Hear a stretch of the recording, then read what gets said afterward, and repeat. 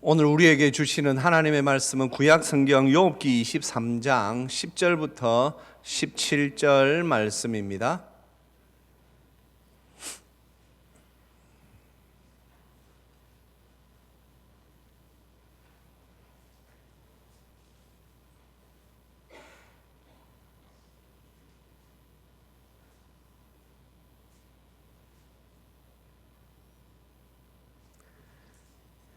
네, 저와 우리 성도님들 한 절씩 받들어 읽겠습니다. 그러나 내가 가는 길을 그가 아시나니 그가 나를 단련하신 후에는 내가 순금같이 되어 나오리라.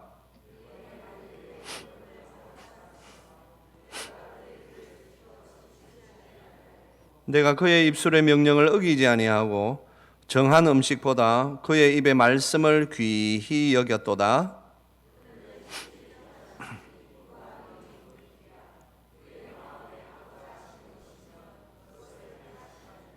그런즉 내게 작정하신 것을 이루실 것이라.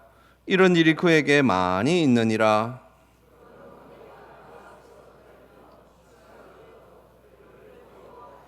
하나님이 나의 마음을 약하게 하시며 전능자가 나를 두렵게 하시나니 이는 내가 두려워하는 것이 어둠 때문이나 흑암이 내 얼굴을 가렸기 때문이 아니로다.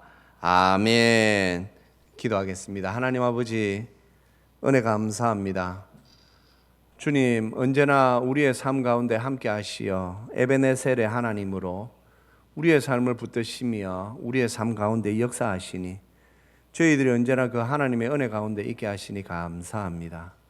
주여, 그럼에도 저희들의 부족함과 저희들의 연약함으로 말미암아 하나님이 우리와 함께 하심을 제대로 깨닫지 못하고 저희들 마음대로 살았던 그 시간들을 용서하여 주시옵소서.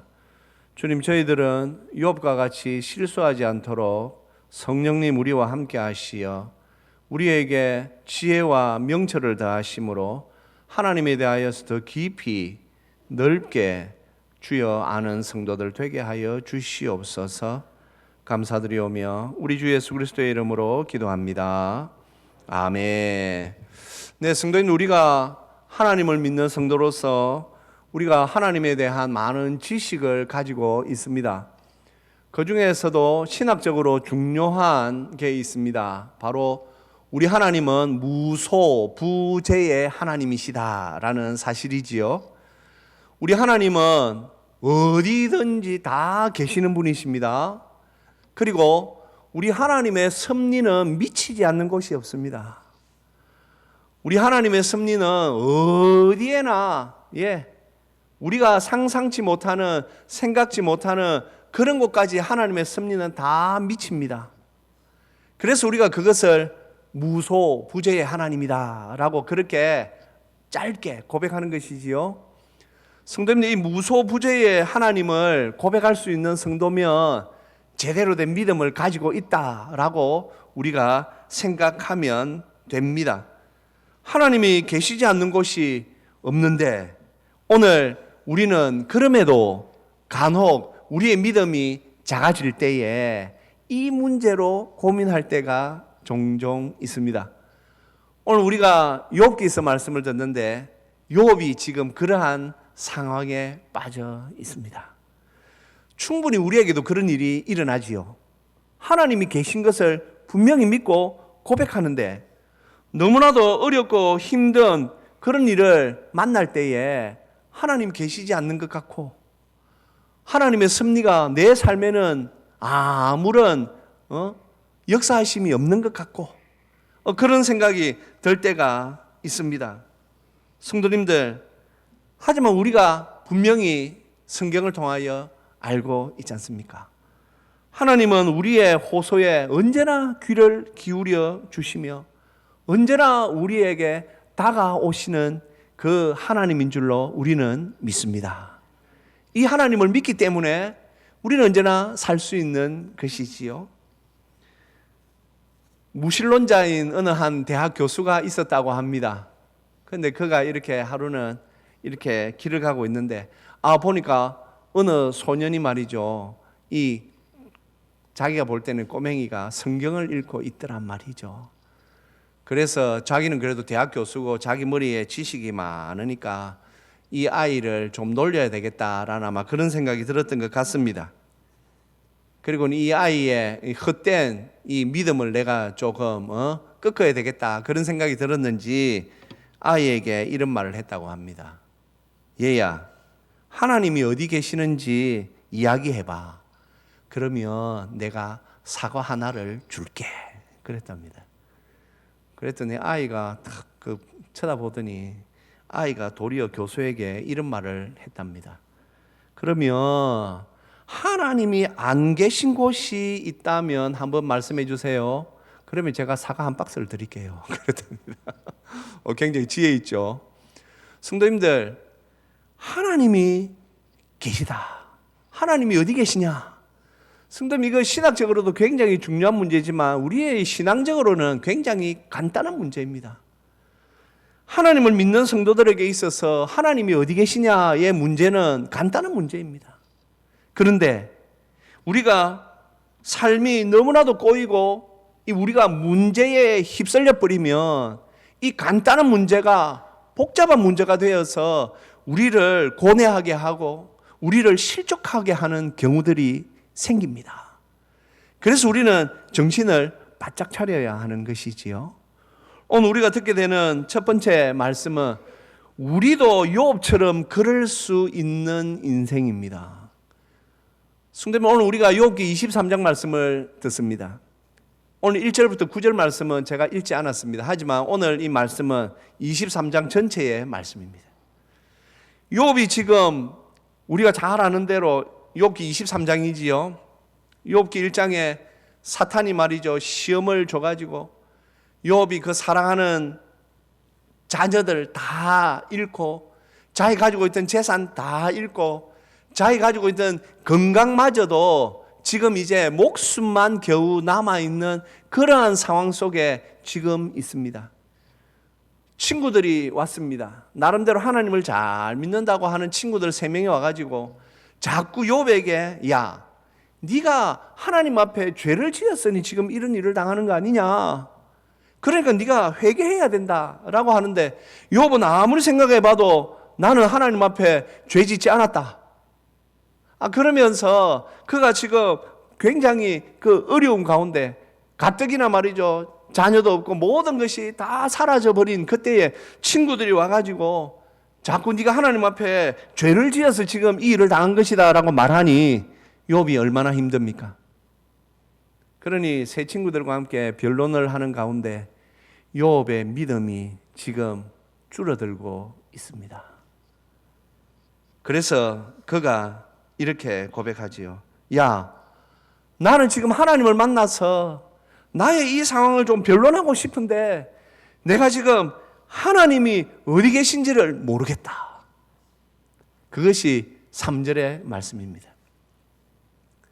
그래서 3절에서 욥이 이렇게 고백하지요. 내가 어찌하면 하나님을 발견하고 그의 처소에 나아가랴.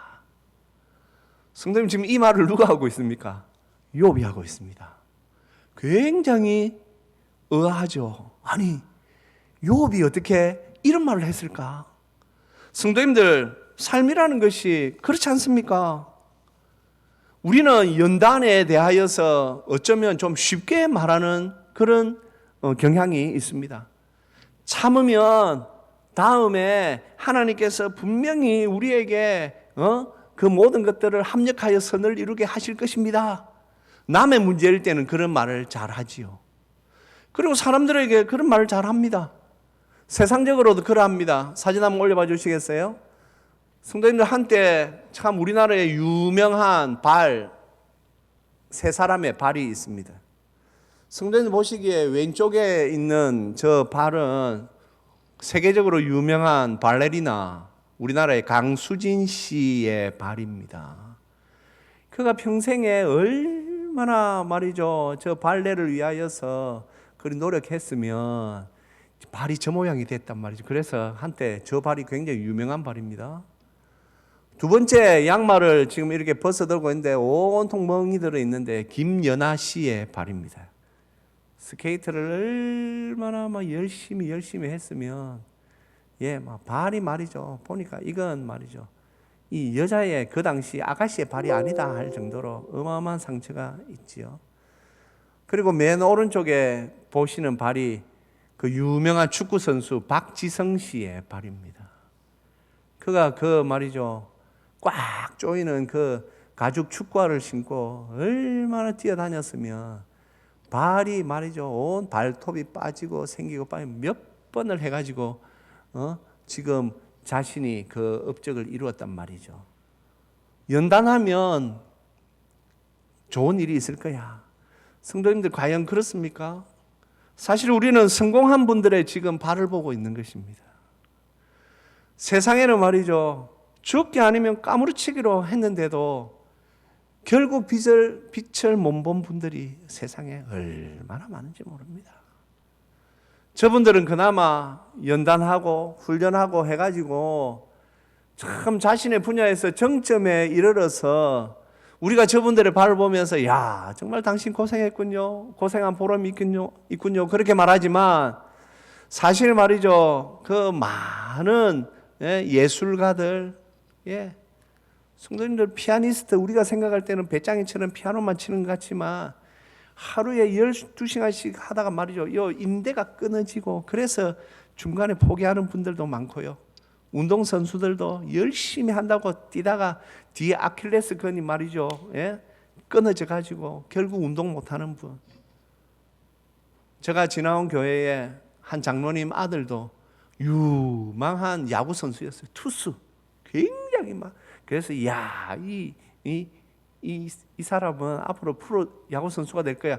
그런데 고등학생 때 습관성 탈골, 자꾸 팔이 빠지니까 투수를 못하죠. 그 평생을 야구에 몸 바쳤던 사람이 그런 사람이 얼마나 많은지 모릅니다. 그런 걸 우리가 잘 알기 때문에 우리는 연단에 대하여서 내 문제가 아닐 때는 어떤 때는 우리가 좀 쉽게 말하는 경향이 있다라는 것이죠. 왜냐하면 저런 사진들을 보면서 저렇게 해서 되는구나. 하지만 성도님들 저건 빙산의 일각도 아닙니다. 수많은 사람들이 노력해도 거두지 못하는 것이 우리의 인생사입니다. 신앙도 마찬가지지요. 성도님들 제가 존경한다고 하는 그 고 손양원 목사님, 저는 간혹 설교 시간에 쉽게 말하지만 한 번씩 설교를 마치고 앉아서 평상시에 지낼 때 그런 생각을 합니다. 내가 손양원 목사님에 대하여 너무 쉽게 말하는 거 아닌가? 과연 그 나환자촌에 들어가서 그래 평생에 그 나환자들의 고름을 짜시면서 그렇게 함께 지내시고 그 사랑하는 두 아들을 공산주의자에게 무참히 살해당하는 그러한 것을 눈으로 보고도 그 자녀를 죽였던 그 사람을 양자로 입양하고 하는 그 사랑 너무 쉽게 내가 말하는 거 아닌가 그런 생각이 들 때가 있습니다. 성도님들 연단은 쉽지 않습니다. 그래서 어쩌면 욥이 말이죠. 야 하나님이 안 계신 것 같아. 내가 지금 재산도 다 잃고 사랑하는 자녀도 다 잃고 내 몸도 머리 끝부터 발끝까지 막 피부암이 생겨가지고 지금 내가 너무 가려워서 기와장으로 끓고 있는 이 상황에 친구들마저도 와가지고 나에게 네가 죄지어서 그렇다고 하니 내가 참 어디에 마음 둘 곳이 없고 그러다 보니 하나님이 어디 계신가 내가 잘 모르겠다. 성도님들 우리의 삶 가운데 간혹 우리도 문제에 휩쓸리면 욥처럼 이렇게 길을 잃을 때가 있습니다. 그럴 수 있습니다. 심지어 오늘 욥이 9절에서 이렇게까지 고백합니다. 9절입니다. 우리 같이 한번 읽겠습니다. 그가 왼쪽에서 일하시나 내가 만날 수 없고 그가 오른쪽으로 돌이키시나 배울 수 없구나. 하나님 눈에 안 보이는 거예요. 하나님이 역사하시는 거 알고 하나님이 살아계신 거 아는데 자기는 그게 느껴지지 않는다. 사랑하는 성도님들, 그럴 수 있습니다. 하지만 무엇이 문제입니까? 문제는 하나님이 아니십니다. 하나님은 언제나 우리와 함께 하십니다. 그래서 우리가 그 하나님을 무소부재의 하나님으로 고백하는 것 아닙니까? 그래서 저는 우리나라가 말을 또 이 한자어로 이렇게 말이죠. 축약해서 쓰는 이건 전 참 좋다고 어떤 때는 생각합니다. 참 좋지 않습니까? 무소부재의 하나님. 하나님은 어디에나 계시고 그 하나님의 섭리는 미치지 않는 곳이 없다. 하지만 우리가 이 무소부재의 하나님을 믿는다라고 하면서도 간혹 우리도 우리 자신의 문제에 휩쓸릴 때 이 문제를 놓칠 수 있다라는 것을 언제나 생각하고 있어야 합니다. 욥이 지금 믿음이 없는 거 아닙니다. 욥의 신앙에 문제가 있는 것 아닙니다. 그럴 수 있습니다. 그래서 하나님께서 어쩌면 지금의 이 욥의 상황을 그대로 지금 성경에 기록해 우리에게 주신 것이지요. 무엇입니까? 너희들도 이럴 때가 있을 수 있으니 경계해라. 너희들도 욥처럼 이런 상황에서 이렇게 마음이 흔들릴 수 있으니 욥을 보면서 믿음 잘 붙잡아라. 지금 우리에게 그렇게 말씀하고 계십니다. 그래서 우리의 마음속에 무소부재의 하나님을 언제나 신실하게 믿음으로 우리는 고백하여야 할 것입니다. 우리 모두 이 무소부재의 하나님을 믿음으로 고백하는 은혜 가운데 지내시기를 주님의 이름으로 축복합니다. 그리고 또 오늘 우리가 듣게 되는 두 번째 말씀은 그럼에도 우리는 욥처럼 그럴 수 없는 인생입니다. 욥이 잠시 흔들려서 야, 하나님 눈에 보이지도 않는다. 내가 하나님 앞에 나아가서 하나님께 내가 탄식하고 한탄하고 싶은데 내가 하나님을 만날 수가 없구나. 그럼에도 욥이 다시 믿음의 끈을 붙잡습니다. 그리고는 자기의 삶을 다시 한번 돌아봅니다. 성도님들, 우리가 신앙생활 잘 해야 하는 이유 오늘 이 본문에서 나옵니다. 제가 우리 아이들에게 그리고 가까이 있는 성도님들께 늘 하는 말이 그거거든요. 성도님들, 기도하지 않는 삶, 기도 잘하지 않는 상황에서 어려움을 만났습니다. 그러면 마귀가 제일 먼저 무엇을 공격하겠습니까? 그래, 네 명색이 예수님 믿는다 하면서 기도 안 하고 하더니 봐라. 성도님들, 마귀가 말이죠, 기도하지 않는 우리를 정죄합니다. 마귀 그 진짜 골치 아픕니다. 마귀가 말이죠, 기도 안 하는 우리의 마음을 정죄한다고요. 굉장히 웃기는 존재 아닙니까? 예, 마귀는 그런 존재입니다. 그래서 우리는 언제나 하나님 앞에 기도하면서 살아야 합니다. 주일 예배, 아이고 지난주에도 다음 주에도 있을 끼고 1년 52주 있는데 그런 생각하다가 어려움 당해보십시오. 마귀가 바로 우리 마음속에 야, 너 예배 생활도 제대로 안 하더니 그러니까 이런 어려움을 당하는 거야. 바로 그렇게 마귀가 시험을 넣습니다. 그래서 우리는 평상시에 하나님을 믿는 신앙생활에 신실해야 합니다. 욥이 잠깐 흔들립니다. 그럼에도 욥이 정신줄을 딱 잡습니다. 성도님의 정신줄은 믿음이 있어야만 잡을 수 있는 줄입니다. 오늘 10절에 우리가 잘 아는 이 욥의 고백이 이렇게 나오는 것입니다. 같이 읽겠습니다. 그러나 내가 가는 길을 그가 아시나니 그가 나를 단련하신 후에는 내가 순금같이 되어 나오리라. 아멘. 성도님, 이 고백이 너무 귀하지 않습니까? 욥이 말이죠, 잠시 무소부재의 하나님을 놓쳤어요. 그럴 수 있습니다. 하지만 오래 놓치면 안 됩니다. 욥이 자신이 살아온 삶이 있지 않습니까? 우리가 욥기 1장에 보면 욥의 신앙이 잘 드러나는 대목이 나오지요. 그가 사랑하는 아들들이 있습니다. 동방에서 어쩌면 가장 부자였던 욥이었기 때문에 그 아들들이 말이죠, 생일 잔치를 얼마나 거하게 말이죠 했는지 모릅니다. 생일 파티를 멋지게 합니다. 생일 파티하면 아무래도 말이죠, 그 당시에 말이죠, 즐거움으로 인하여서 막 마음이 막 요동치고 그래 했을 때에 생일이 딱 끝나고 나면 욥이 자녀들을 부릅니다. 너희들 생일 잔치 하다가 혹 마음으로라도 하나님 앞에 범죄했을까 내가 두렵다. 그러면서 하나님 앞에 자녀들을 탁 데리고 와서 하나님 앞에 제사를 딱 예배를 딱 합니다.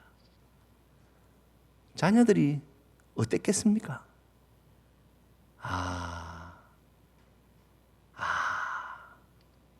이 짧은 한 단식에 다 들어있는 것이지요. 욥이 그렇게 살았습니다. 그리고 오늘 11절 12절 말씀 한번 올려봐 주세요. 11절 12절 우리 같이 한번 읽겠습니다. 내 발이 그의 걸음을 바로 따랐으며 내가 그의 길을 지켜 치우치지 아니하였고 내가 그의 입술의 명령을 어기지 아니하고 음식보다 그의 입의 말씀을 귀히 여겼도다. 아멘. 욥이 이렇게 살았습니다.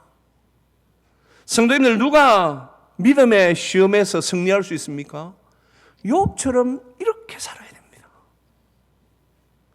성도님들, 우리도 이렇게 살아야 됩니다. 욥이 오늘 분명히 말합니다. 하나님, 제가 하나님의 이 법을 따라 살았습니다. 제가 정한 음식보다 하나님의 말씀을 귀하게 여겼습니다. 그러면서 그가 거룩한 삶을, 그가 경건된 삶을 하나님 앞에 살았습니다. 사랑하는 성도님들, 오늘 우리가 2024년 마지막 주일을 지내면서 오늘 우리가 한 해를 잠시 돌아보는 것 의미 있지 않습니까? 내가 올 한 해 어떻게 살았지? 나는 올 한 해 막 신앙적으로 헤매면서 살았나? 오늘 욥기 23장 1절부터 9절의 이 욥의 상황 말이죠. 내가 오늘 이러한 삶을 살았는지, 아니면 오늘 욥기 23장 10절에서 17절에 이러한 삶을 살았는지 우리 자신을 잘 돌아봐야 합니다. 나는 어떻게 지금 신앙생활을 하고 있지? 마지막 때가 분명한 것이 우리가 말이죠, 모든 상황을 통하여서 다 알 수 있는 이때에 입으로는 마지막 때라고 말하면서 나의 삶은 마지막 때가 아닌 세상을 따라 살고 있지는 않는지, 내 머리 생각으로는 마지막 때라고 말하면서 내 삶은 정말 이 거룩하고 경건한 삶으로, 오늘 이 욥의 고백 보십시오. 내 발이 그의 걸음을 바로 따랐고 내가 그의 길을 치우치지 아니하였습니다. 네. 성도님들, 이것이 특정 그리스도인에게만 가능한 이야기입니까? 아니요. 하나님께서 모든 하나님의 그 자녀들에게 주신 은혜이고, 욥은 이렇게 살았다라는 것입니다. 혹 우리가 지금 이 길에서 벗어났다면 그 벗어난 길을 우리가 선택했을 뿐입니다. 예수님을 믿고 난 뒤에 하나님께서 우리에게 주신 가장 큰 은혜 중 하나가 자유의지의 온전함입니다. 예수님 믿기 전에는 우리가 마귀의 종이었기 때문에 마귀의 조정을 받지만, 예수님 믿은 후로는 하나님의 자녀가 되고 하나님의 그 성령님이 우리에게 임하셔서 성령의 지혜가 우리에게 있는지라 우리가 거룩한 길을 선택할 수 있고 경건한 삶을 선택할 수 있습니다. 하지 않는 것은 내 의지입니다. 그렇게 사는 것 내 의지고 하지 않는 것 내 의지입니다. 그래서 오늘 욥이 이렇게 고백하는 것이고, 이 욥의 고백은 특별한 것이 아닙니다. 자꾸 욥이어서 이렇게 고백한 거지라고 욥을 등 떠밀지 마십시오. 나도 그렇게 살아야 하는데, 나도 그렇게 살아야 하는데 내가 그렇게 살지 못하는구나 하고 하나님 앞에 회개의 자리로 나아가는 것이 신앙입니다. 욥이니까 그렇게 살 수 있었지, 다윗이니까 그렇게 살 수 있었지 하면서 슬그머니 뒤로 발 빼지 마십시오. 하나님의 은혜를 경홀히 여기는 것일 수 있습니다.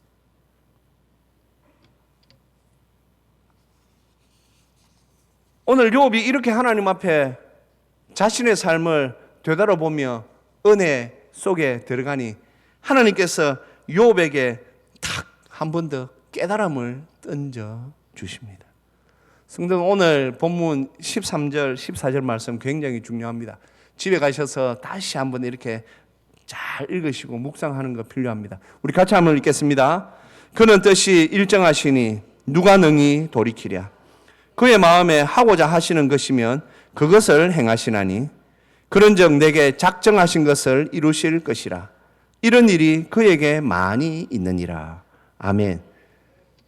욥이 말이죠, 그 흔들리던 마음을 믿음으로 다시 딱 붙잡으니 하나님께서 욥에게 이 신앙의 삶, 영적인 삶에 대하여서 하나님께서 감동을 시키십니다.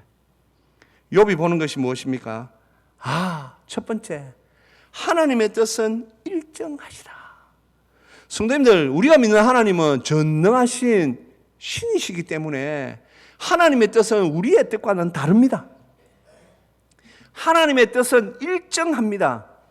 우리처럼 말이죠, 인지상정 그런 것이 없으신 분입니다. 하나님은 언제나 그 하나님의 분명한 뜻 가운데에서 우리 가운데 섭리하시며 우리 가운데 역사하십니다. 이걸 누가 돌이킬 수 있습니까? 아니요. 전능자의 뜻이기 때문에 돌이킬 수 없습니다. 그리고 오늘 14절에 보면 내게 작정하신 것을 이루실 것이라. 하나님께서 우리에게 하시고자 하시는 일을 작정하셨다면 그 일은 하나님께서 분명히 이루십니다. 하나님께서 우리에게 믿음으로 주신 소망들, 하나님께서 우리에게 주신 비전들, 하나님께서 우리에게 주신 그 많은 은혜의 약속의 말씀들은 그대로 이루어 주실 줄 믿습니다. 오늘 욥이 그것을 고백하고 있는 것이지요. 하나님 앞에 하나님께서 욥의 영을 감동시키시니 하나님의 온전하신 뜻이 이렇게 눈에 들어오는 것입니다. 사랑하는 성도님들, 우리가 믿음 생활을 함에 있어서 중요한 것이 바로 이 부분입니다. 하나님의 뜻이 열려야 됩니다. 하늘이 열려야 됩니다. 하늘이 닫히면 우리에게 은혜가 없습니다. 언제나 하늘이 열려야 됩니다. 하나님은 언제나 하늘을 열어주시는 분이십니다. 하나님 앞에 믿음으로 소망을 가지고 주님을 바라보는 그 성도에게 하나님은 언제나 하늘의 문을 열어주시는 분이십니다. 2025년에도 우리가 하늘의 문을 열면서 살아야 합니다. 하나님, 힘듭니다. 하나님, 어렵습니다. 그렇지만 하나님께서는 우리에게 언제나 그 선하신 뜻으로 이루어 주시는 분인 줄로 제가 믿습니다. 주여, 은혜 좀 주시옵소서. 그러면 하나님께서 오늘 욥에게 하늘의 문을 열어 하나님의 그 말이죠, 전능하신 하나님의 그 섭리를 욥의 마음에 일깨워 주신 것처럼 하나님께서 우리의 마음을 일깨워 주실 줄 믿습니다. 그래서 우리 또한 욥처럼 그 현실의 문제에 빠져서 헤매고 쓰러지고 좌절하고 낙심할 수 없는 인생인 것이지요. 우리에게도 이 하나님이 계시기 때문에 우리도 욥처럼 하나님께서 나를 이렇게 사랑하시고 하나님께서 작정하신 것을 이루실 것이다, 이 확신 속에서 우리도 살아가게 됩니다. 이 은혜를 잘 붙잡아 우리 2024년에도 하나님의 은혜 가운데 살았던 것처럼 2025년도 하나님의 은혜 가운데 살 것을 기대하며 나아가시는 저와 우리 모두가 되시기를 주님의 이름으로 축복합니다.